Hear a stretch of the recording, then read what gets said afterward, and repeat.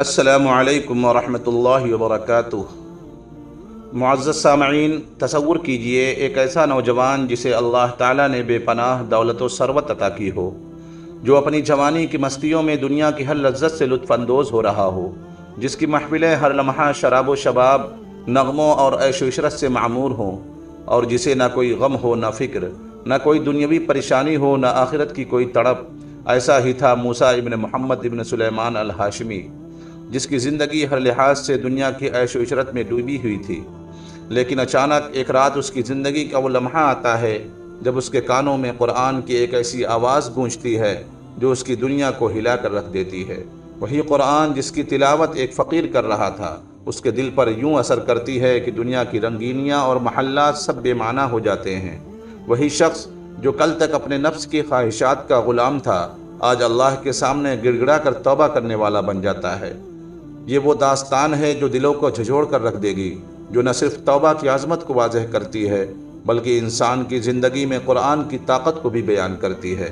اگر آپ بھی اپنی زندگی میں اللہ کی رحمت اور مغفرت کی تلاش میں ہیں تو اس ایمان افروز واقعے کو آخر تک ضرور دیکھیے۔ ویڈیو پسند آئے تو اسے لائک، شیئر اور سبسکرائب کریں تاکہ ایسی مزید روح پرور کہانیاں آپ تک پہنچتی رہیں۔ تو آئیے واقعے کو شروع کرتے ہیں۔ محمد بن سماک رحمۃ اللہ علیہ فرماتے ہیں کہ بنو امیہ کے لوگوں میں موسیٰ ابن محمد ابن سلیمان الہاشمی بہت ہی ناز پروردہ رئیس تھا۔ دل کی خواہشات پوری کرنے میں، خواہشات اور لذات کی ہر نوع میں اعلیٰ درجہ پر تھا۔ لڑکے لڑکیوں میں ہر وقت منہمک رہتا، نہ اس کو کوئی غم تھا نہ فکر۔ خود بھی نہایت ہی حسین چاند کے ٹکڑے کی طرح سے نوجوان تھا۔ اللہ تعالی شانہ کی ہر نوع کی دنیاوی نعمت اس پر پوری تھی۔ اس کی آمدنی 3,03,000 دینار اشرفیہ سالانہ تھی، جو ساری کی ساری اسی لہو و لعب میں خرچ ہوتی تھی۔ ایک اونچا بالا خانہ تھا جس میں کئی کھڑکیاں تو شارع عام کی طرف کھلی ہوئی تھیں، جن پر بیٹھ کر وہ راستہ چلنے والوں کے نظارے کرتا، اور کئی کھڑکیاں دوسری جانب باغ کی طرف کھلی ہوئی تھیں، جن میں بیٹھ کر وہ باغ کی ہوائیں کھاتا، خوشبوئیں سونگھتا۔ اس بالا خانے میں ایک ہاتھی دانت کا قبا جو چاندی کی میخوں سے جڑا ہوا تھا اور سونے کا اس پر جھول تھا۔ اس کے اندر ایک تخت تھا جس پر موتیوں کی چادر تھی، اور اس ہاشمی کے سر پر موتیوں کا جڑاؤ عمامہ تھا۔ اس قبا میں اس کے یار احباب جمع رہتے، خدام ادب سے پیچھے کھڑے رہتے، سامنے ناچنے گانے والیاں قبا سے باہر مجتمع رہتی۔ جب گانا سننے کو دل چاہتا، وہ ستار کی طرف ایک نظر اٹھاتا اور سب حاضر ہو جاتی، اور جب بند کرنا چاہتا، ہاتھ سے ستار کی طرف اشارہ کر دیتا، گانا بند ہو جاتا۔ رات کو ہمیشہ جب تک نیند نہ آتی یہی شغل رہتا، اور جب شراب کے نشہ سے اس کی عقل جاتی رہتی، یاران مجلس اٹھ کر چلے جاتے، وہ جون سی لڑکی کو چاہتا پکڑ لیتا اور رات بھر اس کے ساتھ خلوت کرتا۔ صبح کو وہ شطرنج، چوسر وغیرہ میں مشغول ہو جاتا۔ اس کے سامنے کوئی رنج و غم کی بات، کسی کی موت، کسی بیماری کا تذکرہ بالکل نہ آتا تھا۔ اس کی مجلس میں ہر وقت ہنسی اور خوشی کی باتیں، ہنسانے والے قصے اور اس قسم کے تذکرے رہتے۔ ہر دن نئی نئی خوشبوئیں جو اس زمانے میں کہیں ملتی، وہ روزانہ اس کی مجلس میں آتی۔ عمدہ عمدہ خوشبوؤں کے گلدستے وغیرہ حاضر کیے جاتے۔ اسی حالت میں اس کے 27 برس گزر گئے۔ ایک رات حسب معمول اپنے قبا میں تھا، دفعتاً اس کے کان میں ایک ایسی سریلی آواز پڑی جو اس کے گانے والوں کی آواز سے بالکل جدا تھی، لیکن بڑی دلکش تھی۔ اس کی آواز نے کان میں پڑتے ہی اس کو بے چین سا کر دیا، اپنے گانے والوں کو بند کر دیا، اور قبا کی کھڑکی سے باہر نکال کر اس آواز کو سننے لگا۔ وہ آواز کبھی کان میں پڑ جاتی، کبھی بند ہو جاتی۔ اس نے اپنے خدام کو حکم دیا کہ یہ آواز جس شخص کی آ رہی ہے اس کو پکڑ کر کے لے آؤ۔ شراب کا دور چل رہا تھا۔ خدام جلدی سے اس آواز کی طرف دوڑے اور اس آواز کو تلاش کرتے کرتے ایک مسجد میں جا پہنچے، جہاں ایک جوان نہایت ضعیف بدن، زرد رنگ، گردن سوکھی ہوئی، ہونٹوں پر خشکی آئی ہوئی، بال پراگندہ، پیٹ کمر سے لگا ہوا، دو ایسی چھوٹی چھوٹی لنگیاں اس کے بدن پر کہ ان سے کم میں بدن نہ ڈھک سکے، مسجد میں کھڑا ہوا اپنے رب کے ساتھ مشغول تلاوت کر رہا۔ یہ لوگ اس کو پکڑ کر لے گئے، نہ اس سے کچھ کہا نہ بتایا، ایک دم اس کو مسجد سے نکال کر وہاں بالا خانے پر لے جا کر اس کے سامنے پیش کر دیا۔ حضور، یہ حاضر ہے۔ وہ شراب کے نشے میں کہنے لگا، یہ کون شخص ہے؟ انہوں نے عرض کیا، یہ وہی شخص ہے جس کی آواز آپ نے سنی تھی۔ اس نے پوچھا کہ تم اس کو کہاں سے لائے ہو؟ وہ کہنے لگے، حضور مسجد میں تھا، کھڑا ہوا قرآن شریف پڑھ رہا تھا۔ اس رئیس نے اس فقیر سے پوچھا کہ تم کیا پڑھ رہے تھے؟ اس نے اعوذ باللہ پڑھ کر یہ آیتیں سنائیں، ان الابرار لفی نعیم علی الارائک ینظرون تعرف فی وجوہہم نظرۃ النعیم یسقون من رحیق مختوم ختامہ مسک وفی ذلک فلیتنافس المتنافسون ومزاجہ من تسنیم عینا یشرب بها المقربون، یعنی بے شک نیک لوگ جنت کی بڑی نعمتوں میں ہوں گے، مسحریوں پر بیٹھے ہوئے جنت کے عجائبات دیکھتے ہوں گے۔ اے مخاطب، تو ان کے چہروں پر نعمتوں کی شادابی، سرسبزی محسوس کرے گا، اور ان کے پینے کے لیے خالص شراب سر بمہر جس پر مشک کی مہر ہوگی ملے گی۔ ایک دوسرے پر حرص کرنے والوں کو ایسی ہی چیزوں میں حرص کرنا چاہیے کہ یہ نعمتیں کس کو زیادہ ملتی ہیں، اور ان کا ملنا اعمال کی وجہ سے ہوتا ہے، اس لیے ان اعمال میں حرص کرنا چاہیے جن سے یہ نعمتیں حاصل ہوں۔ اور اس شراب کی آمیزش تسنیم کے پانی سے ہوگی۔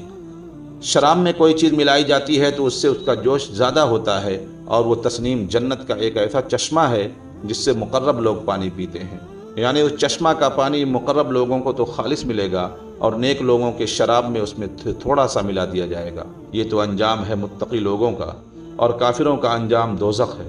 وہ کیسی سخت آگ ہوگی، اللہ تعالیٰ ہی محفوظ رکھے۔ بے شک مجرم لوگ جہنم کے عذاب میں ہمیشہ رہیں گے، وہ عذاب کسی وقت بھی ان سے ہلکا نہ کیا جائے گا، وہ لوگ اس میں مایوس پڑے رہیں گے۔ بے شک مجرم لوگ بڑی گمراہی اور حماقت کے جنون میں پڑے ہوئے ہیں، ان کو اپنی حماقت اس دن معلوم ہوگی جس دن منہ کے بل گھسیٹ کر جہنم میں پھینک دیے جائیں گے، اور ان سے کہا جائے گا کہ دوزخ کی آگ لگنے کا، یعنی اس میں جلنے کا مزہ چکھو۔ وہ لوگ آگ میں اور کھولتے ہوئے پانی میں اور کالے دھوئیں کے سائے میں ہوں گے۔ مجرم آدمی اس بات کی تمنا کرے گا کہ اس دن کے عذاب سے چھوٹنے کے لیے اپنے بیٹوں کو، بیوی کو، بھائی کو اور سارے کنبہ کو جن میں وہ رہتا تھا، اور تمام روئے زمین کے آدمیوں کو اپنے فدیے میں دے دے، پر کسی طرح عذاب سے بچ جائے، لیکن یہ ہرگز ہرگز نہ ہوگا۔ وہ آگ ایسی شعلہ والی ہے کہ بدن کی کھال تک اتار دے گی۔ وہ آگ ایسے شخص کو خود بلاوے گی جس نے دنیا میں حق سے پیٹھ پھیری ہوگی، اور اللہ تعالیٰ کی اطاعت سے بے رخی کی ہوگی، اور ناحق مال جمع کیا ہوگا، اور اس کو اٹھا کر حفاظت سے رکھا ہوگا۔ یہ شخص نہایت سخت مشقت میں ہوگا، اور نہایت سخت عذاب میں، اور اللہ تعالیٰ شانہ کے غصے میں ہوگا، اور یہ لوگ اس عذاب سے کبھی نکلنے والے نہیں ہوں گے۔ غرض اس طرح اس کلام میں اس فقیر نے جنت اور دوزخ کی بہت سی آیات کی طرف اشارہ کیا۔ پوری آیات ترجمہ والی قرآن شریف سے دیکھی جا سکتی ہیں۔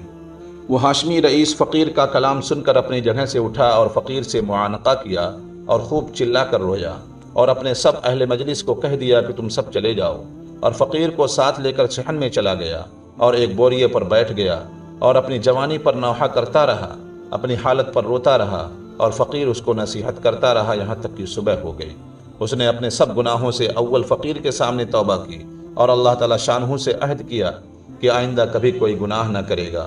پھر دوبارہ دن میں سارے مجمع کے سامنے توبہ کی، اور مسجد کا کونا سنبھال کر اللہ تعالیٰ شانہ کی عبادت میں مشغول ہو گیا، اور اپنا وہ سارا ساز و سامان، مال و متاع سب فروخت کر کے صدقہ کر دیا، اور تمام نوکروں کو موقوف کر دیا، اور جتنی چیزیں ظلم و ستم سے لی تھیں سب اہل حقوق کو واپس کی۔ غلام اور بادیوں میں سے بہت سے آزاد کیے، اور بہت سے فروخت کر کے ان کی قیمت صدقہ کر دی، اور موٹا لباس اور جو کی روٹی اختیار کی۔ تمام رات نماز پڑھتا، دن کو روزہ رکھتا، حتیٰ کہ نیک لوگ اور بزرگ اس کے پاس اس کی زیارت کو آنے لگے، اور اتنا مجاہدہ اس نے شروع کر دیا کہ لوگ اس کو اپنے حال پر رحم کھانے کی اور مشقت میں کمی کرنے کی فرمائش کرتے، اور اس کو سمجھاتے کہ حق تعالیٰ شانہ نہایت کریم ہے، اور تھوڑی محنت پر بہت زیادہ اجر عطا فرماتے ہیں۔ مگر وہ کہتا، دوستو، میرا حال مجھے کو معلوم ہے، میں نے اپنے مولا کی دن رات نافرمانیاں کی ہیں، بڑے سخت سخت گناہ کیے ہیں۔ یہ کہہ کر رونے لگتا اور خوب روتا۔ اسی حالت میں ننگے پاؤں پیدل حج کو گیا۔ ایک موٹا کپڑا بدن پر تھا، ایک پیالہ اور ایک تھیلا صرف ساتھ تھا۔ اسی حالت میں مکہ مکرمہ پہنچا، اور حج کے بعد وہیں قیام کر لیا، وہیں انتقال ہوا۔ رحمہ اللہ رحمتاً واسعہ۔ مکہ کے قیام میں رات کو حتیم میں جا کر خوب روتا اور گڑ گڑاتا، اور کہتا کہ میرے مولا، میری کتنی خلوتیں ایسی گزر گئیں جن میں نے تیرا خیال بھی نہ کیا، میں نے کتنے بڑے بڑے گناہوں سے تیرا مقابلہ کیا، میرے مولا میری نیکیاں ساری جاتی رہیں کہ کچھ بھی نہ کمایا، میرے گناہ میرے ساتھ رہ گئے، ہلاکت ہے میرے لیے اس دن جس دن تجھ سے ملاقات ہوگی، یعنی مرنے کے بعد، میری ہلاکت پر ہلاکت ہے، یعنی بہت زیادہ ہلاکت ہے اس دن جس دن میرے اعمال نامے کھولے جائیں گے، میری رسوائیوں سے بھرے ہوئے ہوں گے، وہ میرے گناہوں سے پر ہوں گے۔ میرے آقا، تیرے سوا میرا کون سا ٹھکانہ ہے جہاں بھاگ کر چلا جاؤں؟ تیرے سوا کون شخص ایسا ہے جس سے التجا کروں؟ تیرے سوا کون ہے جس پر کسی قسم کا بھروسہ کروں؟ میرے آقا، میں اس قابل ہرگز نہیں کہ تجھ سے جنت کا سوال کروں، البتہ محض تیرے کرم سے، تیری عطا سے، تیرے فضل سے اس کی تمنا کرتا ہوں کہ تو مجھ پر رحم فرما دے اور میرے گناہ معاف فرما دے۔ فَإِنَّكَ أَهْلُ التَّقْوَى وَأَهْلُ الْمَغْفِرَةِ۔ معزز سامعین، اس واقعے سے ہمیں یہ سبق ملتا ہے کہ اگر سچے دل سے توبہ کر لی جائے تو اللہ تعالیٰ ضرور سنتے ہیں اور ضرور قبول کرتے ہیں۔ چنانچہ ہمیں بھی چاہیے کہ اپنے گناہوں پر نادم ہوں اور سچے دل سے توبہ کریں۔ اللہ تعالیٰ ہمیں عمل کرنے کی توفیق عطا فرمائے، آمین یا رب العالمین۔